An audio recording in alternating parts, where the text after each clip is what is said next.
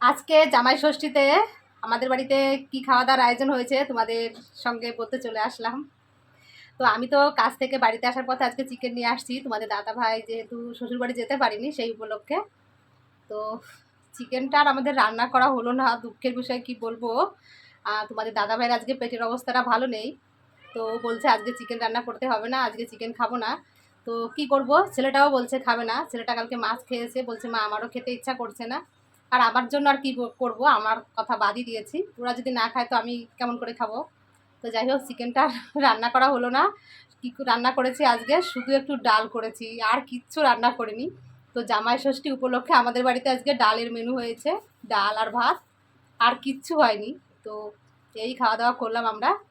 এখন তোমাদের দাদাভাই যে ঘরে বসে আছে, খাওয়া দাওয়া করে ছেলে খেলো, আমরা সবাই একসঙ্গে ডাল দিয়ে আজকে ভাত খেয়েছি।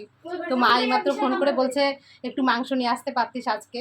তো আমি বললাম যে আমি নিয়ে আসছিলাম মাংস, কিন্তু এরা কেউ খাবে না, তো কি করব, মায়েরও মনটা খুব খারাপ লাগছে, আমরা যেতে পারিনি। মা এদিকে মাংস রান্না করছে, বোনরা এসেছে বাবার বাড়িতে, তো সেজন্যই মনটা আর খারাপ হয়ে গেছে। যাই হোক, তো আমাদের আজকে মানে ষষ্ঠীতে যাই হোক ডাল রান্না করা হয়েছে, সেটাই তোমাদের সামনে বলতে চলে আসলাম।